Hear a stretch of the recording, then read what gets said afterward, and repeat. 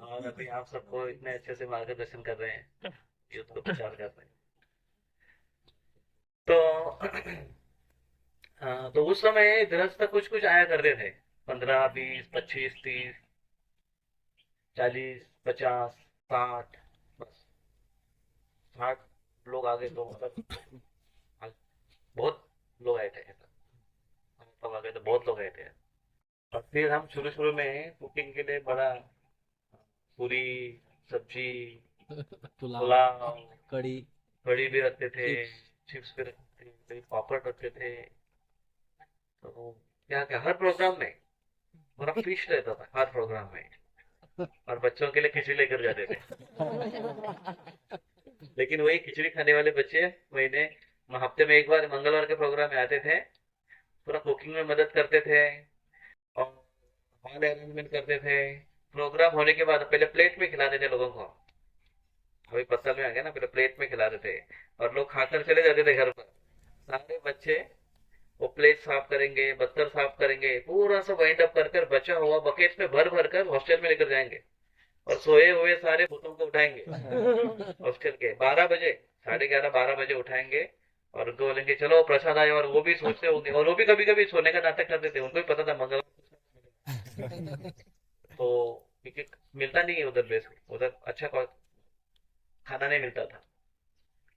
तो ऐसे करते हुए तो यूथ का हमेशा सपोर्ट रहा है टीचिंग में, हम हमेशा सपोर्ट रहा है। पहले से भी कांग्रेगेशन प्रीचिंग हुआ तो यूथ के बलबूते पर हुआ। और फिर आगे चलकर भी अभी भी हो रहा है। तो अभी ये फेस्टिवल बहुत बहुत बहुत बेस्ट फेस्टिवल हुआ है, पुष्पाभिषेक का फेस्टिवल। पिछले फेस्टिवल से अच्छा एक हमारा एक नियम ऐसे बैठ रहा है कि अच्छे अच्छे प्रकार से हो पा रहे हैं। तो हर फेस्टिवल में, बड़े बड़े फेस्टिवल में प्रसाद हम सर्विंग में हमारे खाते थे। सर्विंग में कुकिंग में प्रॉब्लम ही होता था, बहुत भीड़ होती थी। तो जन्माष्टमी से लेकर जन्माष्टमी में भी अच्छे अच्छे खासे से लोगों को खिला पाए। जन्माष्टमी के पहले भी कुछ फेस्टिवल्स हुए छोटे छोटे।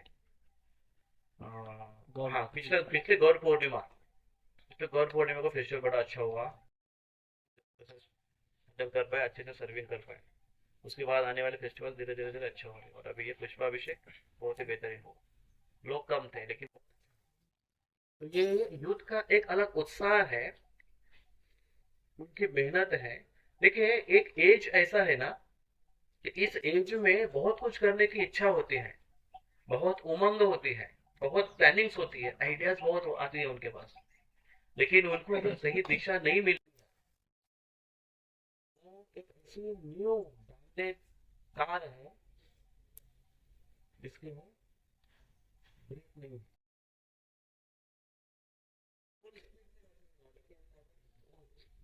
नहीं है। क्योंकि ब्रेक का जो सेंसर है ना, वो खराब हो चुका है। क्योंकि भौतिक ज्ञान कितना भी ले, इस गाड़ी को उससे ब्रेक नहीं लगते हैं। जब तक स्पिरिचुअल नॉलेज व्यक्ति के जीवन में नहीं आता है तब तक वो ब्रेक लगाना सीखता नहीं है और उसके ब्रेक लगते नहीं है। बहुत बार तो स्पिरिचुअल नॉलेज होने के बाद भी एक्सीडेंट होते हैं।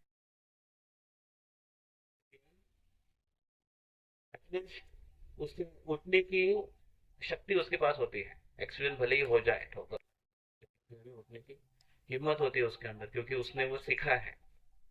तो स्पिरिचुअल लाइफ ये ट्रेनिंग है, एक सही समय पर ट्रेनिंग है। जो ट्रेनिंग लेकर अगर हम आगे के जीवन में जाते हैं, जहां पर भी हम जाए, तो एक तो जाते समय अपने जीवन में एक ब्रेक हम साथ में लेकर चलते हैं। कहाँ ब्रेक लगाना है, कहाँ ब्रेक छोड़ना है, कहाँ स्पीड से निकलना है, कहाँ पर धीरे धीरे चलना है, ये वो सीखता है। जैसे पहले हम जब बेस में हम जाते थे तो हमारे कुछ स्टूडेंट हमको प्रश्न पूछते थे कि पबजी, अभी हम अध्यात्मिक ज्ञान थोड़ा सुनते हैं, इंद्रिय संयम सुनते हैं, है कि नहीं? तो फिर कॉलेज में तो पूरा उल्टा रहता है। कॉलेज में सारा घुल मिलाकर होता था। लड़के लड़के इधर बगल बगल में बैठते हैं और बातें ऐसे करते कि जैसे कि दोस्त है एक दूसरे, दोस्त तो मानते हैं एक दूसरे को, लेकिन ऐसे लगता है कि सेम जेंडर है। लड़का लड़की के कंधे पर हाथ डालते हैं, डालते हैं क्या आजकल? हाथ डालेंगे, ताली मारेंगे, बाल खींचेंगे, ऐसा कुछ कुछ करेंगे, या पैटिंग करेंगे, करते हैं ना ऐसे। बहुत मिक्स है। तो वो बोलते कि अरे लोग ऐसा करते हैं बाकी के स्टूडेंट, प्रभु जी हम लड़कियों के साथ किस प्रकार से लड़कियों को किस किस दृष्टि से देखना चाहिए, ऐसा एक मैं प्रश्न, लड़कियों को किस किस दृष्टि से देखना चाहिए। मैं बोला दृष्टि से देखना ही नहीं चाहिए, देखो ही मत। इस दृष्टि से नहीं तो किसी भी दृष्टि से देख तो जाने वाला है, क्योंकि इतना आसान नहीं है वो। एक तो ये एज ग्रुप है, उसने अपने आप को कंट्रोल करना, और जिस प्रकार से आज का वातावरण है, लड़कियां जिस प्रकार से फ्री मिक्सिंग है आज, बहुत मुश्किल है। तो क्या करना चाहिए, कॉलेज छोड़ना चाहिए क्या? कॉलेज नहीं छोड़ना चाहिए, अपना अपना काम करने का, आ जाने का, भगवान को प्रार्थना करके जाने का कॉलेज। भगवान आज का दिन हमारा अच्छा हो। वापस घर पर आए तो बोला हाँ, आ गया अभी। तो जाने के पहले माला करके जाओ, स्ट्रांग होके जाओगे तो कोई माया आपको छू नहीं पाएगी। ये क्यों इतना इम्पोर्टेंट है, क्यों अपने आप को इतना बचाना है? क्योंकि ये सेलिबसी की लाइफ है, ये ब्रह्मचर्य के जीवन है। इस जीवन में अगर ब्रह्मचर्य का पालन करोगे तो सारे चीज अच्छे से कर पाओगे, माइंड कंसंट्रेट कर पाओगे, पढ़ाई में ध्यान लगा पाओगे, सब जगह एक निष्ठता, फोकस कर पाओगे और ध्येय प्राप्त कर पाओगे। नहीं तो यहाँ वहां अगर नजर भटक गई तो फिर नजर हटी, दुर्घटना घटी। दुर्घटना तो होनी है, और ऐसे कितने सारे दुर्घटना होती है, शास्त्र में बताया गया है। प्रभुपाद जी कहते हैं उसको कि स्त्री पुरुष मिथुनी भावम एतत्। तो स्त्री पुरुष का इस भौतिक जगत में आकर्षण है, वो मिथुनी भावम एतत्, स्ट्रॉन्ग आकर्षण, सबसे स्ट्रॉन्ग। और उससे प्रॉब्लम क्या होता है कि दोनों जब एक एक साथ आ जाते हैं तो एक नॉट तैयार हो जाती है, गांठ तैयार हो जाती है, बंधन तैयार हो जाता है, तो छूटता नहीं है। देखो वो ऐसा गांठ मारते, देखो शादी के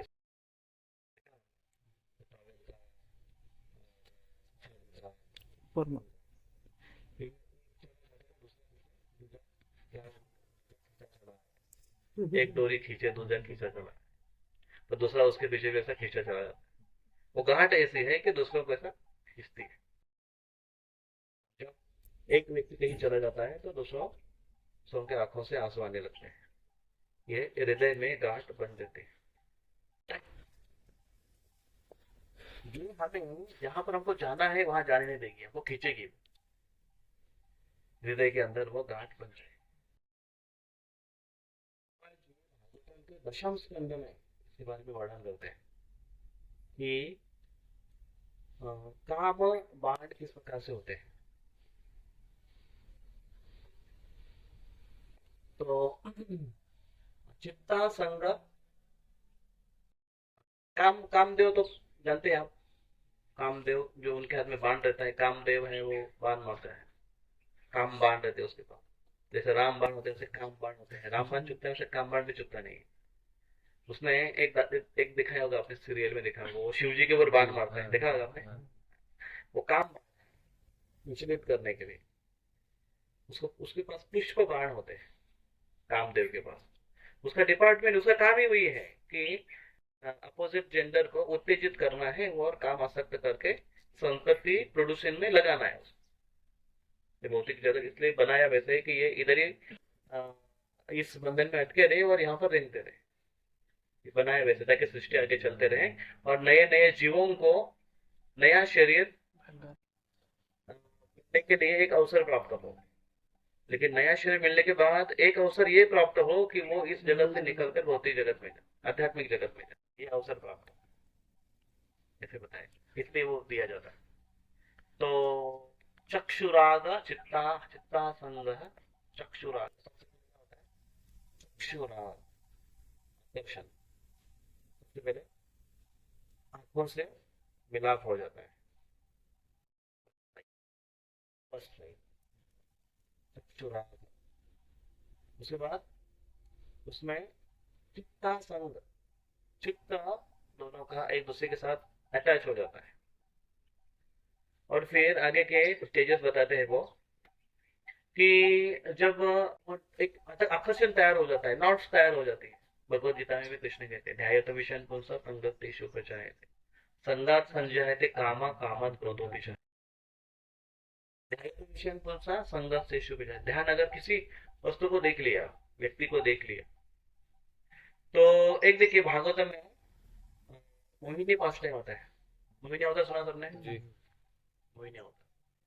तो मोहिनी अवतार में वहां पर देखिए psychology of male psychology and female psychology, दोनों में एक डिफरेंस है मोस्टली, कि दोनों का आकर्षण पॉइंट अलग अलग है, और आकर्षण के इंद्रिय अलग।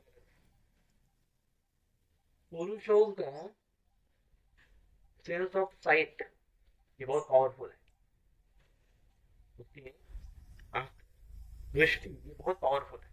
अगर दृष्टि से अगर उसने देख लिया तो मार खा लिया उसने, उसका चित्त उधर आकर्षित हो जाए।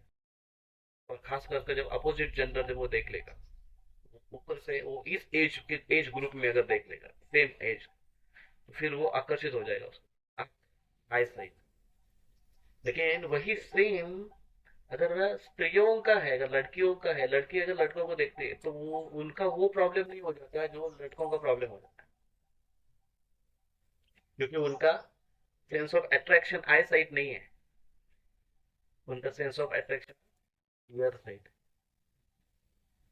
कानों का है। इसका गलत उपयोग मत करना, मैं सही सही सुन लेना। तो उसको अगर कोई अगर उसको स्तुति करे थोड़ा, तो वो तुमसे सही भी होगी।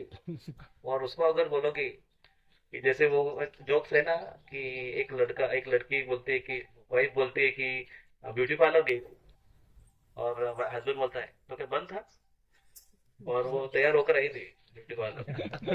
तो वो गुस्सा हो गई, बोले कि अरे ऐसा बोल रहा है, मैं दिख नहीं रही हूँ इतनी सुंदर, तो मुड़ा हो गया।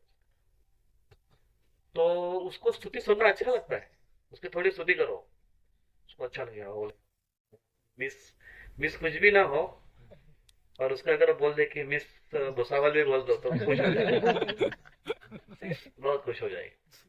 थोड़ी सी स्तुति करो, बहुत खुश हो जाएगी।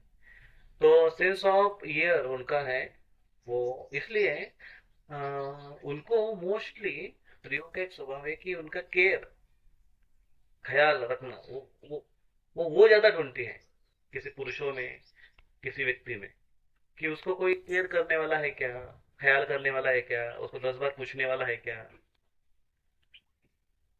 वो अगर होगा तो वो उधर खुश है। नहीं उसको अगर पता नहीं आजकल की लड़कियां वैसे है क्या है, कि उसको फैसिलिटी उतनी नहीं है अगर, तो भी वो सहन करेगी। लेकिन अ, ज्यादातर उसको ये बात, उसको स्तुति करना, उसको अप्रिशिएट करना, उसके बारे उसके बारे में या उसको बोलना, ये उसको अच्छा लगता है। द सेंस ऑफ हियरिंग वो उसको अट्रैक्ट करते हैं किसी के भी। और सेंस ऑफ आई साइट है वो पुरुषों का वीक है एक्चुअली, है पावरफुल, लेकिन वहां पर उसका वीकनेस है कि वहां धानु को अगर आप देखोगे तो नशा नहीं आएगी, लेकिन वही अगर लड़की को देखोगे तो वीकनेस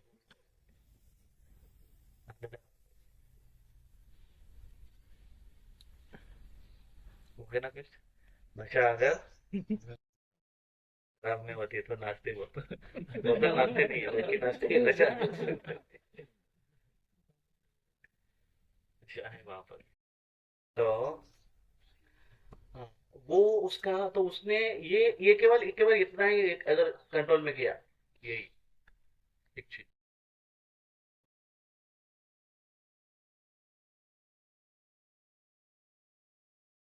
जैसे जैसे आपके कितनों कितनों को अपनी माँ बहुत प्रिय है, सबको ही है। तो एक एक एक 10 सेकंड के लिए आंख बंद करके माँ का स्मरण करो, एक 10 सेकंड के लिए अपने अपने माँ का स्मरण।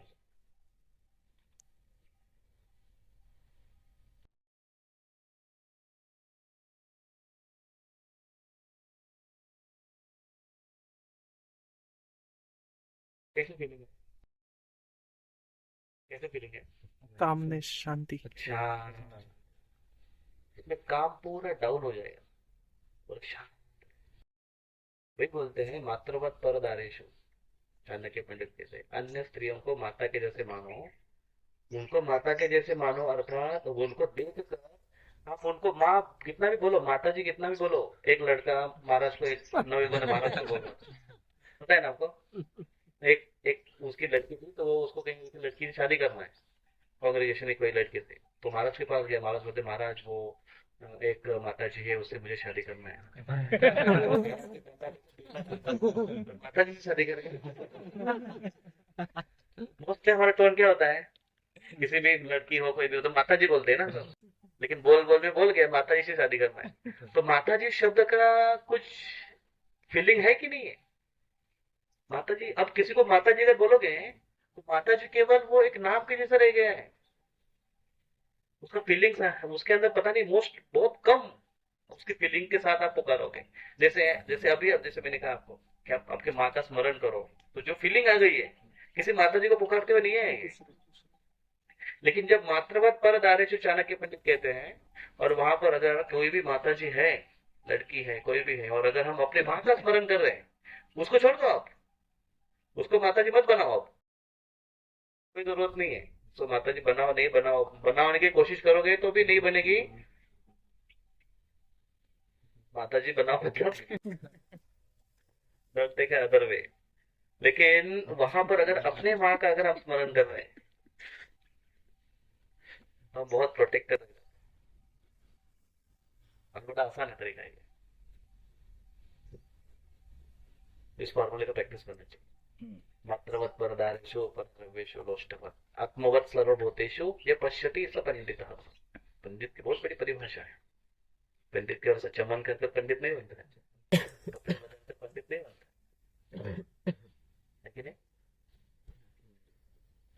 तो कुछ एक मैं आपको कुछ चीज बताऊंगा अभी कि एक जगह पर ऐसा एक सुंदर एक मुहावरा था, जननी जने तो संत जने, या दाता या शूर। जननी जने तो संत जने, या दाता शूर। या शूर, या सूर। नहीं तो जननी बांझ रहे, क्यों खोए अपना नूर। नूर जानते? नूर मतलब, नूर मतलब बाप, एक जगह का एक रूप, अंग उनका एक अपना है। देखो, लड़की लड़की की एक अलग चमक होती है। क्या बज रहा है? विमान जाते। तो लड़की की एक अलग चमक होती है, विमान भले लेते। ही मेकअप ना हो, लेकिन लड़कियों की अपनी एक अलग चमक चमक होती है, अलग है उसका एक रुबाब होता है। लेकिन जब वो माँ बन जाती है, इसलिए बहुत सारी मोस्टली लड़कियां माँ बनती नहीं, बनना नहीं चाहती जल्दी। वो बोलती नहीं नहीं बहुत सोचना पड़ेगा, अभी हमने सोचा नहीं है माँ बनने के लिए। वो मुझसे माँ बनने के लिए सोचना पड़ता है, सोचा नहीं है, सेविंग्स नहीं है, ये वो, एक्चुअली वो सब बहाने हैं। मोस्टली क्यों नहीं माँ बनना चाहिए? माँ बन गई तो आकार में विकार आ जाता है। ये जो आकार है उसमें विकार आ जाता है। विकार मतलब क्या? उसमें स्थूलता बढ़ने लगती है, अर्जे पुर्जे ढीले हो जाते हैं, और रूप उनका जो पहले जैसे था वो नहीं होता है, बदलाव हो जाता है।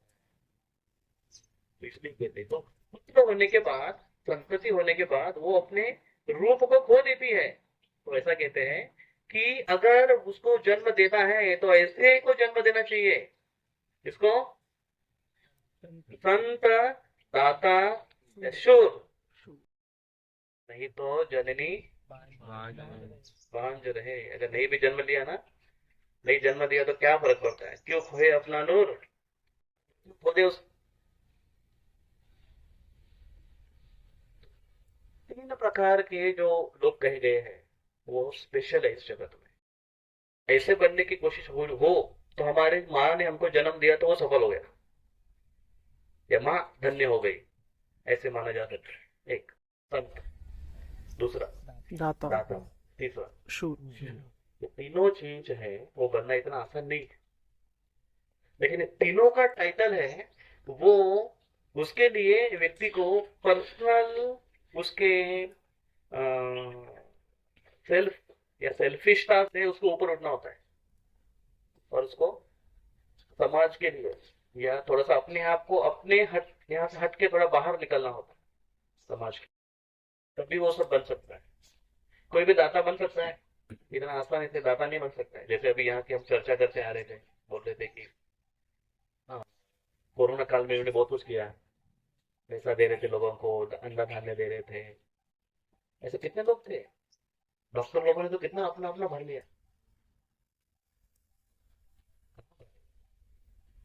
बांटने वालों ने बांटा, बहुत कम लोगों ने बांटा। बहुत सारे भिखारी हैं, वो प्लेटफॉर्म पर उनको रहने नहीं दे रहे थे, सारे के सारे भिखारी कहाँ जा रहे थे बेचारे, मंदिरों के सामने, मंदिरों के सामने सबकी लाइन लगी हुई। बाकी राष्ट्रीय तो वहीं पर दान दिया जाता है या वहीं पर अन्न प्रसाद बांटा जाता है। तो दान की भावना कहीं से भी नहीं निकली, क्योंकि बहुत बड़ा दाता। तो शास्त्र में इसके बारे में वर्णन आते हैं, गिने चुने दान देने वाले आपको मिलेंगे। लेकिन आज ना दान देने का एक ये है, दाता का एक लेबल है, लेकिन उसके पीछे और कुछ है। कभी कभी ना ब्लैक को व्हाइट करने के लिए दान का सपोर्ट किया, लेकिन शास्त्र में ऐसे कुछ उदाहरण थे, स्पेशल उदाहरण। तो एक नृग राजा का स्टोरी आता है। नृग सुना आता है, नृग राजा, NRIG, नृग, नृग राजा भागवत के 10th कैंटो में स्टोरी है। तो वो दान देने के बारे में उसका वर्णन आता है, बाद में दस समझ। तो वो नृग राजा क्या क्या दान देता था, गैया दान करता था ब्राह्मणों को। कितना, 2 4 5 6, उनकी ऐसी जितने कैंपस में गौशाला है ना, उनकी और बड़ी कैंपस में गौशाला हुआ करती थी। और गैया कैसी थी उनकी, एकदम हट्टी कट्टी, यंग, और उसके साथ एक बछड़ा, अभी भी जन्म लिया उसने। मतलब एक बछड़ा और एक धष्ट पुष्ट गाय, ये गाय दान देने के लिए योग्य गाय। फिर जब दान देना रहेगा तो उसको निकालेंगे, अच्छे से स्वच्छ करेंगे, डेकोरेट करेंगे, उसकी एक सिंग है, उसको सोने से उसको ऐसा सोने की परत लगाकर उसको आभूषित करेंगे, फिर गले में माला पहनाएंगे, और फिर उसका जो ऊपर का रहता है ना, हाँ, उसको सजाएंगे। फिर अंग पर मखमली रेशमी ऐसे वस्त्र डालेंगे, और पैर के जो खुर है वो चांदी से सजाएंगे। ऐसे गाय और बछड़े को सजाकर ये दान देने के लिए एक गाय तैयार हो गई, ब्राह्मणों को दे देते। ऐसे कितने दे देते रोज वो गाय, रोज ऐसे कई लाख गाय रोज दान करते। सवेरे जैसे उठे, स्नान किया, उसके बाद वो दान देने के लिए आए, और देते समय भर भर के दान देते थे, और मन में किसी प्रकार का विचार नहीं कि मैं बहुत कुछ बड़ा कर रहा हूँ, ऐसा कुछ भी विचार नहीं, नम्रता के भावना से वो दान देते थे। ये उनका रोज का था, गैया दान करते थे रोज। अभी एक बार ऐसे प्रॉब्लम हुआ कि एक को उन्होंने दान दी, वो गैया, वो गैया थोड़ी ऐसी थी कि उसकी मैया थोड़ी ज्यादा थी, माया, बाकी गैयों के प्रति। तो वो उस ब्राह्मण के घर के सामने से रात को निकल के वहां से भाग गई, और इनके वो राजा के जो झुंड था गैया का, उसमें आकर मिक्स हो गई। तो अभी सवेरे वो ब्राह्मण उठा तो बोला, अरे गाय नहीं मेरी, तो राजा के पास आ गया। और दूसरे दिन ये गैया क्योंकि सब्जी भजी थी, तो ये दान देने के लिए निकाल दी बात। तो वो उस राजा को पता नहीं था, तो राजा ने वो दूसरे ब्राह्मण को दान दे दी, सेम गाय। तो ये की गाय 2 बार दान हो गई। तो पहले वाला जो ब्राह्मण था वो वापस आ गया, वो बोला, राजा कल ऐसे से हुआ और मेरी गाय यहाँ से निकल गई, शायद आपके इसमें आ गई होगी, मुझे गाय चाहिए। तो राजा बोलते कि फिर राजा ने लोगों को बोला, उनके सिपाही को, जाकर देखो उनकी गाय कैसी क्या है, तो मिली नहीं। तो फिर दान देने के लिए जब आए, तो एक ब्राह्मण वहां से लेकर जा रहा था, तो उन्होंने बोला, यही मेरी गाय है। पहला वाला ब्राह्मण बोलता है यही मेरी गाय है, दूसरा वाला ब्राह्मण बोलता है नहीं ये तो मुझे चाहिए। तो वो बोलता है कि तो ये अभी मेरी हो गई है, तो पहला वाला बोलता है कि नहीं ये मेरी हो गई है। तो दोनों के आपस में होड़ हो गई। तो वो पहला वाला जो ब्राह्मण है वो राजा के पास आया, बोले ये मेरी गाय है, उसको आपने कैसे दान दी? राजा बोलता है कि गलती हो गई क्योंकि समझ में नहीं आया। तो अभी अभी इस गाय के बदले में मैं आपको 100 गाय देता हूँ, प्लीज आप इसको स्वीकार करो। बोले नहीं, तुम मुझे क्या खरीद रहे हो? ब्राह्मण बोलता है और हम ऐसे लालची नहीं है, जो मेरी गाय है वही मेरी गाय चाहिए, नहीं तो रखो तुम्हारे पास, मैं जा रहा हूँ। ऐसा बोलकर ब्राह्मण वहां से निकल गया। तो ये राजा उस ब्राह्मण के पास गए और उनको बोलने लगे, वो ब्राह्मण देवता प्लीज प्लीज प्लीज ये गाय उनको दे दो, मैं आपको 100 गाय देता हूँ। बोले कि नहीं, मुझे भी यही गाय चाहिए। और ये ब्राह्मण वो गाय लेकर गए और दूसरा ब्राह्मण नाराज हो गया। अभी उसके लिए कुछ इलाज नहीं, कुछ नहीं कर सकते। राजा का जीवन इस प्रकार से गैया दान देने में और जो भी लोगों को आवश्यक है सब दान देने में जीवन उनका चला गया राजा का। तो ऐसा दानी राजा कभी दिखाई नहीं दिया था उस समय। आज समय तो देखने की बात ही नहीं है ऐसे राजाओं को। तो फिर जब वो मर गया तो फिर वो जब यम लोकों में जब चला गया तो यम राजा के सामने सब कुछ रखा गया। तो बोले अरे इसने तो बहुत दान किया, लेकिन एक प्रॉब्लम हो गई, गलती हो गई, ऐसे ऐसे अपराध हुआ, एक ब्राह्मण को नाराज हो गया, एक ही गाय 2 बार दान हो गई। तो इसके वजह से आपको नरक यातना भुगतनी पड़ सकती है। बताओ क्या पहले करने के लिए तैयार हो? पहले पाप कर्मों को भोगने के लिए तैयार हो या पुण्य कर्मों को भोगने के लिए तैयार हो? तो राजा बोलता है कि पुण्य तो मेरा है वो बाद में देखते हैं, लेकिन पहले पाप है उसको भोग के खत्म करता हूँ, जो भी मेरे पाप है दे दो मुझे फल। और जैसे ही उसने कहा पाप को, तुरंत वो जो ऊपर था स्वर्ग लोक में अच्छे खासे वो शरीर में था, तुरंत उसका पतन हो गया एक सरडे के रूप में। सरड़ा जानते हैं? छिपकली तो इस पे रहती है, दीवार पे रहती है। सरडा जो इधर घूमता है, तो गिरगिट या उसको डेजर्ट ऐसे बताया गया है भागवतों में। तो वो एक बहुत बड़ा ऐसा सरड़ा था, वो एक अंधकूप में, अंधे कुएं में, मतलब पीछे पानी नहीं था उसके अंदर पड़ा हुआ था। कई महीनों से, कई साल से उधर पड़ा हुआ था। खाने पीने के बहुत प्रॉब्लम थे और किसी प्रकार से। अभी ये इतना बड़ा राजा, लेकिन क्या दशा हो गई उसकी, क्या एक गलती हो, इतना बड़ा दाता होने के बाद। और फिर भगवान कृष्ण के जो छोटे छोटे छोटे बच्चे थे भगवान कृष्ण के, जब खेल रहे थे, तो एक बार वो बच्चे खेलते खेलते उनकी गेंद है वो कुएं में गिर गई। तो बच्चे आगे कुएं के अंदर झांकने लगे, देखा तो इतना बड़ा उनको गिरगिट दिखाई दिया। तो वो डर गए, बोले ये क्या है? और वो भागते भागते घर में आ गए और कृष्ण को बताने लगे पापा पापा, इसमें हमने ऐसे देखा, उस कुएं में हमने ऐसे देखा। और फिर वो गए कुएं में, तो भगवान कृष्ण तुरंत समझ गए और भगवान कृष्ण वहां पर आए। और भगवान कृष्ण ने अपना हाथ देकर उसको बाहर निकाला। जैसे भगवान कृष्ण का स्पर्श हुआ, वो पूर्ववत देवता के शरीर में आए। भगवान को प्रणाम किया और वो फिर कृष्ण उनको पूछने लगे कि ये क्या हुआ, आप तो सरड़ा थे और आप तुरंत ऐसा सुंदर पुरुष बन गए, ऐसे कैसे? तो उसने बोला कि भगवान आप सब जानते हैं, लेकिन फिर भी आप पूछ रहे इसलिए मैं बता रहा हूँ। और फिर उन्होंने ये स्टोरी नरेट की है। और भगवान कृष्ण अपने बच्चों को बहुत सुंदर मैसेज देते हैं, लेकिन वो कहते हैं कि कोई भी व्यक्ति किसी भी ब्राह्मण या किसी भी वैष्णव की कोई भी वस्तु बचा नहीं सकता है। चोरी करके लेने की बात तो अलग ही है, चोरी करके लेने की बात तो अलग ही है, वो व्यक्ति को हजम कर नहीं सकता। और अगर व्यक्ति जबरदस्ती ऐसे किसी किसी ब्राह्मण की संपत्ति छीन लेता है तो उसका जन्म नरक में बन जाता है। तो अपने बच्चों को वो सचेत करते हैं कृष्ण कि कभी भी ब्राह्मणों की संपत्ति के प्रति विशेष ध्यान रखना आवश्यक है, कभी भी गलती से भी किसी की प्रॉपर्टी नहीं लेनी चाहिए। ऐसे उन्हें तो एक सबक दिया। और फिर तो वो एक दाता, अभी एक दाता मतलब बहुत बड़ा व्यक्ति होता है, लेकिन उस दाता में क्या प्रॉब्लम था कि थोड़ी भी अगर गलती हो गई तो इतनी बड़ी पनिशमेंट। और उसके बाद फिर वो कृष्ण ने उनका उद्धार करने के बाद वो पुण्य भोगतने के लिए स्वर्ग चले गए। तो वो पुण्य भोगतने के लिए स्वर्ग चले गए, उनके साथ उनके जो संबंधी थे उनको भी उनका लाभ हुआ, उनके पारिवारिक है, उनके रानी है, उनको भी उनका लाभ हुआ, क्योंकि वो राजा पुण्यवान था, इसलिए इनको भी पुण्य उनके मिले। लेकिन इसमें एक प्रॉब्लम क्या था कि गलती हो गई तो तुरंत पनिशमेंट, और ज्यादा से ज्यादा उनका उद्धार कहां तक, स्वर्ग जाता। और दूसरे हैं शूर, कोई शूरवीर है या कोई सूर है, सूर मतलब देवता।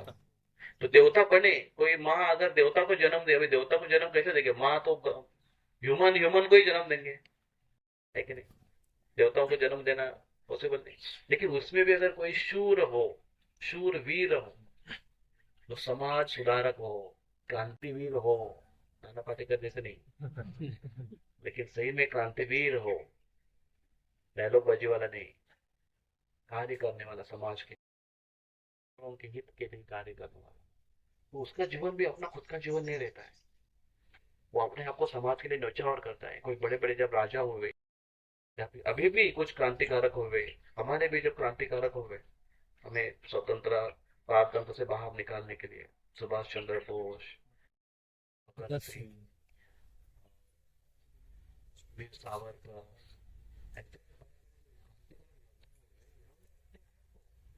भगत सिंह तो हंसते हंसते फांसी पर चढ़ गए।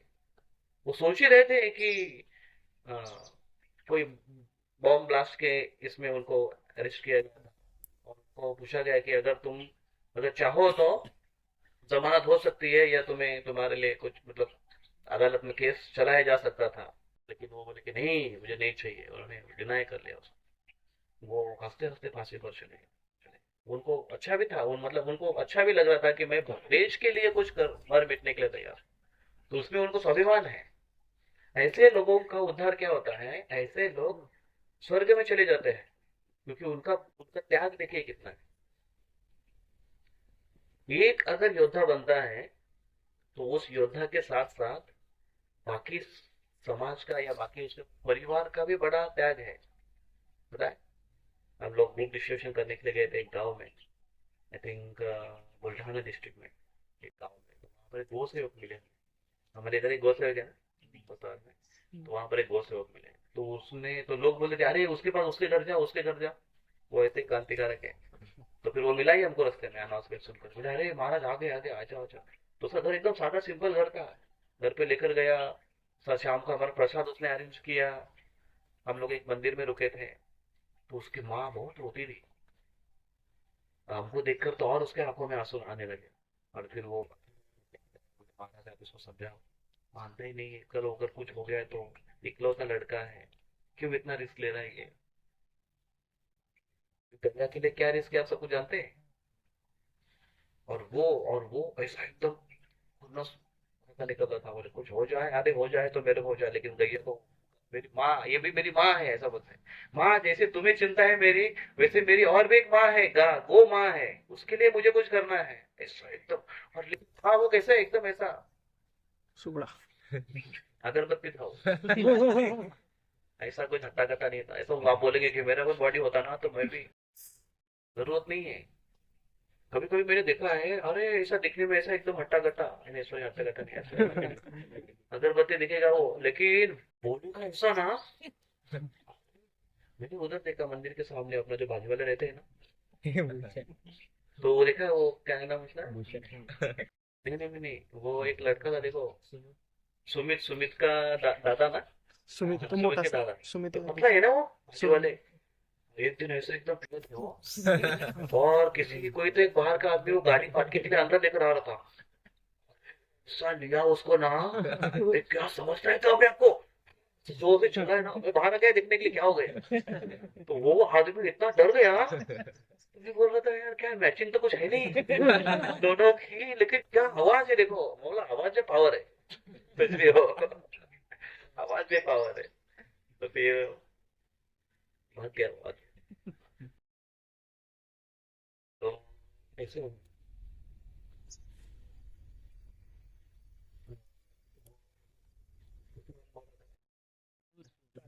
लेकिन क्रांतिकारक कौन, हाँ वो व्यक्ति था, गो सेवक, वो व्यक्ति था। सही में।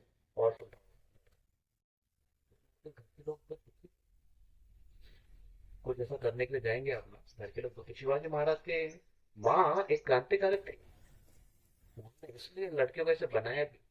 लेकिन उनकी पत्नी अभी हो गई, दो पत्नी थी शिवाजी महाराज की।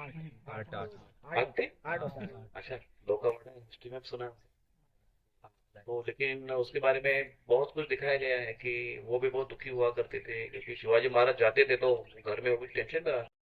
खास करके जब वो इंसिडेंट था जब अफजल खान और शिवाजी महाराज की भेंट होने वाली थी, उस समय तो सबसे डिफिकल्ट टास्क था। तो फिर आ, ये एक शूर क्रांतिकारक बनना, ये भी बहुत बड़ा एक सेक्रीफाइस है।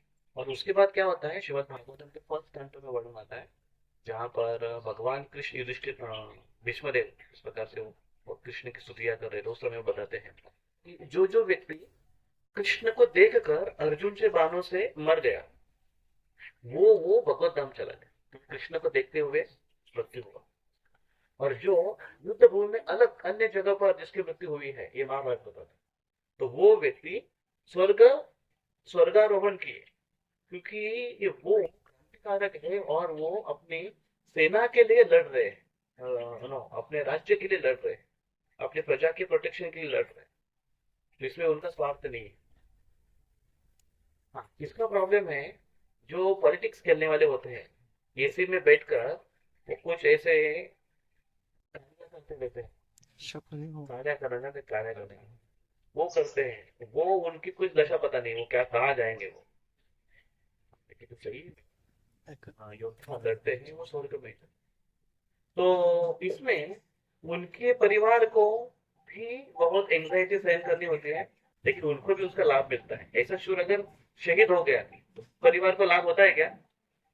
होता है।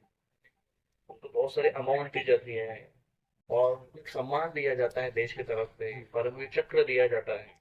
तो उनको यहाँ पर भी लाभ होता है और उनको वहाँ पुण्य का भी एक लाभ हो जाता है, और उनका बच्चा स्वर्ग चला जाता ना है अगर वो सही तरीके से नियम के अनुसार लड़ाए तो दाता शूर। लेकिन कोई अगर संत बनता है तो वो इन दोनों वैन से परे चला जाता है, उसका जीवन भी क्रांतिकारक से कम नहीं है। वो क्षण क्षण सबसे पहले उसकी क्रांति अपने जीवन में होती है। फर्स्ट वो यहाँ से क्रांति शुरू करता है, बाकी के जो है उसको बाहर के शत्रुओं से लड़ना होता है। ये पहले अंदर के शत्रुओं से लड़ना प्रारंभ करता है। अंदर तो शत्रु बैठे हैं हमारे, काम क्रोध लोभ मद मोह मद, यहाँ पर उसका स्ट्रगल होता है, यहाँ पर उसकी फाइटिंग होती है। और फिर वो अपने आप को नियंत्रित रखते हुए भगवान की आराधना करता है और भगवान की मदद, भगवान की प्रेमा भक्ति करते हुए वो अन्यों को ये बांटता है, दूसरों को देने के लिए वो यहाँ वहां विचरण करता है। ऐसा जब संत होता है, और वो संत भी, संत किसी एक व्यक्ति का नहीं होता है, संत पूरे समाज के लिए होता है। और भाग्यशाली कि हमारे महाराष्ट्र है वो संतांची भूमि इसको कहते हैं। इसलिए आप देखो कहीं पर भी कि बाकी राज्यों से महाराष्ट्र में जो पुण्यता और जो आस्तिकता बची हुई है, वो अन्य जगह पर आप नहीं देखोगे। अन्य जगह पर कहाँ कहाँ देखोगे, जहां जहां वो तीर्थ स्थान है मोस्टली, जैसे नाथ द्वारा है, और गुजरात में द्वारका है, ऐसे कुछ कुछ एरिया में आपको मोस्टली दिखाई देगी। लेकिन गुजरात का मोस्टली भरा हुआ है। लेकिन महाराष्ट्र जानते होंगे आप, बाहर से जब आए तो जितने को मुझे बता रहे थे कि महाराष्ट्र में एक विशेष संतों की दुनिया ही है। और इसलिए यहाँ पर संतों की बहुत महिमा भी होती है। संतों को भगवान जैसे पूजे जाते हैं, देखा है आपने? यहाँ पे कितने सारे संत है महाराष्ट्र में, बताओ तो। तुकाराम महाराज,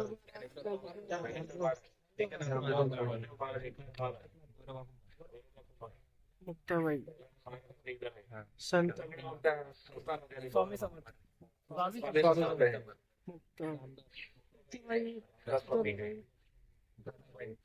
जनाबाई तो पंदे शक्तिमान चारच साने गुरुजी भी एक क्रांतिकारक हुए. साने गुरुजी संत के कैटेगरी में एक दे देते थे. साने गुरुजी की स्टोरी पता है आपको?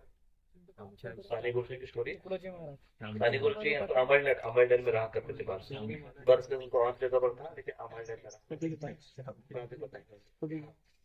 तुलसी महाराज के संत, वो क्या बोल सकते हैं, संत कम क्रांतिकारक का मूड उनका था समाज को. गोविंदा गोविंदा, नहीं, गोपाला गोपाला, देवकी नंदन गोपाला, सांबाळा ही तेरे पुण्य समझती पापाला, ऐसे होते हैं. लेकिन कभी कभी वो जगह पर उनका कर्मवाद पर ज्यादा, कर्मठता के ऊपर उनका ज्यादा ध्यान था. लेकिन उन संतों की, बहुत सारे संतों में, उन संतों की इतनी महिमा गाई जाती है, विशेष और बुलाई, क्योंकि भगवान का बड़ा साथ है उनको. और तो ये भी एक क्रांतिकारक के जैसे ही, जैसे वो एक सर फिरे नहीं बोल सकते उसको, लेकिन एक सर पर एक अलग ही मूड लेकर वो दौड़ते हैं पूरे समाज में. वो अलग ही एक मूड में रहते हैं. पूरे विश्व को भगवत भावना में बनाना चाहते हैं, और सही प्रकार से वो सबको स्वतंत्रता देना चाहते हैं. तो ऐसे संत के ऊपर बहुत बार आक्रमण भी हुए हैं. वो अपने अपने खान पीन की, अपने रहन सहन की कुछ परवाह नहीं करते हैं. ऐसे संत अपने आप को नशौर करते हैं समाज में. लाभ क्या होता है उससे? लाभ ये होता है कि अगर वो 100% सक्सेस नहीं भी हुआ, तो दोबारा भगवान उसको अच्छे परिवार में जन्म देते हैं, फिर से भक्ति करने का, फिर से प्रचार करने का अवसर देते हैं.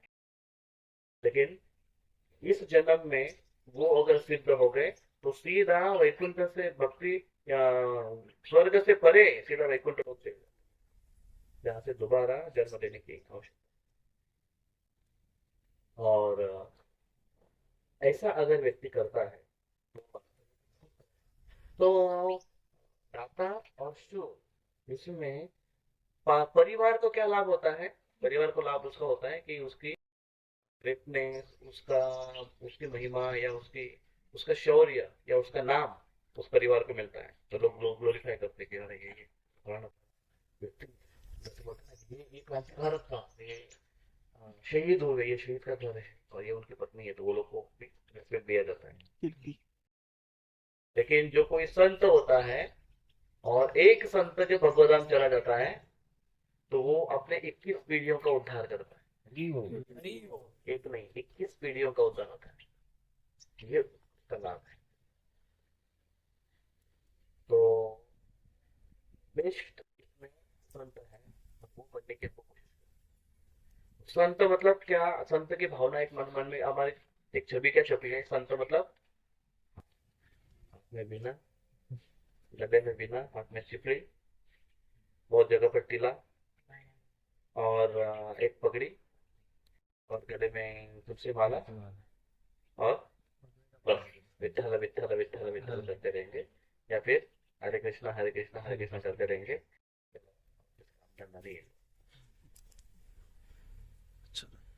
बदलते समय के अनुसार संत भी अपने अपने पहरावे को चेंज करके आते हैं. जैसे प्रभुपाद जी आए, और उन्होंने कृष्ण भावना, भक्ति को, प्रभुपाद जी जब आए ना, तो इस भक्ति को उन्होंने एक अलग अलग प्लेटफॉर्म दिया एक्चुअली. क्योंकि लोगों का अध्यात्म की तरफ देखने का एक दृष्टिकोण कैसे था कि भाई हाँ ठीक है, और कुछ नहीं करना है, और सब कुछ करना हो गए, तो अभी क्या, अभी प्रणाम करो. यही हम लोग बचपन में सोचते थे. हम लोग को यही सोचते थे. मुझे भी कुछ बताने के लिए आता था, तो मैं तो और ज्यादा था. एक मेरा भाई मुझे किताब लेकर आया था, वो ईशोपनिषद, तो उसके ऊपर वो भगवान का फोटो देखो, हाथ में, और गले में माला पहनी है. तो मेरे को दिखाया, तो मैं वो फोटो देख रहा था, तो मैं बोला था कि ये फोटो में बहुत मिस्टेक, प्रिंटिंग करने वाले बहुत मिस्टेक की. तो भाई मेरे बोला भाई तेरे अंदर देख रखे बोला नहीं नहीं देखो, इसमें कितना मिस्टेक है. तो क्या मिस्टेक? बोला देखो, ये भगवान कमर से नीचे, कमर से ऊपर पानी में है, उसके कमर से नीचे पानी में, कमर से ऊपर है. लेकिन उसकी फूलों की माला देखो, पूरी की पूरी नीचे तक दिख रही है. अगर फूलों की माला, फूल की माला है, तो पानी के ऊपर तैरनी चाहिए. तो ऐसे नीचे कैसे है वो, ऐसा फ्लोटिंग दिखाई देनी चाहिए. बोलना नहीं, बराबर नहीं बनाए। ऐसे गाँव है लॉजिकल। थोड़ा उसको लॉजिकल सोचोगे तो बात सही भी है। वो फूल तो तैरते हैं ना पानी में, तो डूबेंगे कैसे? लेकिन भाई वो अच्छे अच्छे को तैराने वाले हैं भगवान, और अच्छे अच्छे को डुबाने वाले हैं। तो फिर हम इस प्रकार से नहीं सोच सकते। प्रभुपाद जी ने एक अलग ये दे दिया, तो स्टैंडर्ड लोगों को भी लगने लगा कि भक्ति मतलब स्टैंडर्ड लोगों की नहीं। इस बार में आने के बाद हमको लगने लगा अच्छा, और हम भी अपना कुछ है ना। नहीं तो भक्ति मतलब इतना नहीं रहे। लेकिन जब आप बच्चों को बोलोगे बाकी लोगों को, अरे इस्कॉन में, तो अच्छा इस्कॉन में, इस्कॉन में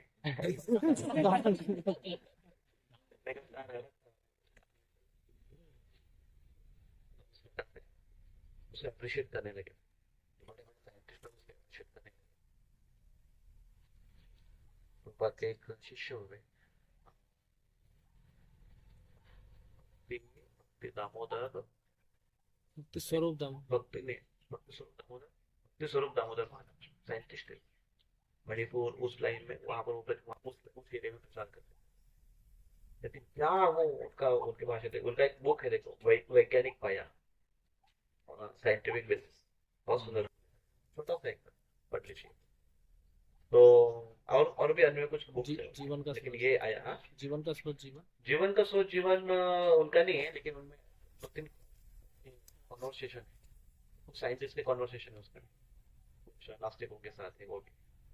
तो इन्होंने एक अलग स्टैंडर्ड दिया। प्रभुपाद कहते कि ये जो उनके शिष्य है साइंटिस्ट, इनको जितना भी पैसा लगेगा वो दे दो रिसर्च करने के। रिसर्च शुरू हो, साइंटिफिक रिसर्च भक्ति के ऊपर, लोग अप्रिशिएट करते हैं। अरे ऐसा क्या भाई? और भोपाल ने फर्स्ट टाइम उसको नाम दे दिया कि this is science of self realisation. Science का नाम तो आता ही नहीं था। साइंस और ये अध्यात्म दोनों अलग अलग थे, है कि नहीं? दोनों को एक से तो एक अलग दृष्टिकोण में, और वास्तविक वो है। और इस एंगल से अगर हम समझे इसको, तो एक नई क्रांति आ सकती है समाज, अगर युद्ध इसको। तो जननी जनेसो,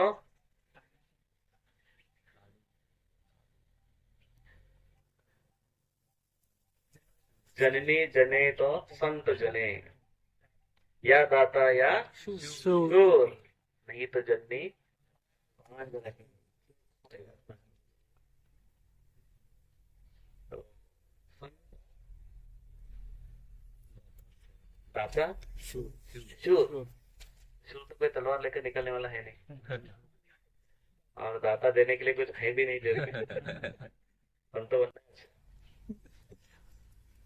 इसके लिए प्रैक्टिस करने की आवश्यकता है। हम प्रैक्टिस करें।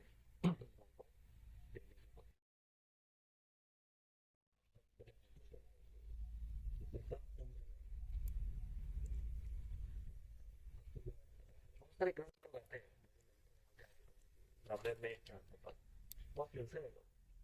तो बोलते प्रभु जी, पहले अगर आप मिलते तो ये शादी ब्याह की बच्चे को ऐसा, एक अभी उसका और एक बच्चा हो गया, तो आजकल बैग आते हैं देखो बच्चों, बच्चों को बैग में डालते हैं, आगे डाल रहा था, कुछ लोग पीछे डालते हैं। मतलब वो आगे अलग ही लगता है ना, बैग में बच्चा डाल दिया तो लगेज के इधर बच्चा था, और फिर वो बाहर घूम रहा था और वाइफ के साथ, वो छोटा बच्चा था। तो लेक्चर भी नहीं सुनने को मिलता है। ठीक है, बहुत लोग मिलते हैं शादी के बाद ही बोलते हैं कि प्रभु जी पहले मिलने चाहिए थे, जिनकी शादी नहीं हुई वो तो बोलते हैं प्रभु जी बाद में मिलो। तो एक अच्छा अवसर है हमको फुल टाइम भगवान की सेवा करने के लिए और प्रचार कार्य करने के लिए और मिशन को आगे बढ़ाने। बहुत बहुत धन्यवाद। हरे कृष्णा। हरे कृष्णा। क्वेश्चन।